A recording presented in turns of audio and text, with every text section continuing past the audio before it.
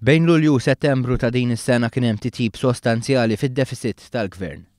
Dan naqas għal 29,700,000 euro li jfisser 64,900,000 euro anqas mill-istess perjodu s-sena ta' qabel. Dan it-tarif ippubblikat mill-NSO juri li d-deficit tat-tielet kwart tas-sena l-oħra huwa l-anqas osservat f'dak il-perjodu mis-sena 2005. L-istatistika tal-NSO segwi rapport ta' Standard & Poor's ippubblikat fit-tmiem il-ġimgħa li għaddiet li fih intqal li l-Gvern Malti se jilħaq il-miri fiskali tiegħu. Din l-istatistika turi li matul l-ewwel 9 xhur tal-2014 l-investiment pubbliku żdied għal 177 miljun euro. Benu 10% aktar mill-ammont li kien intefaq fl-istess żmien tal-aħħar sena tal-amministrazzjoni preċedenti. Fl-istess ħin li r-rata tat-taxxa ta' dħul tnaqset minn 35 għal 29%, id-dħul tal-Gvern minn din it-taxxa żdied bi kważi 190 miljun euro.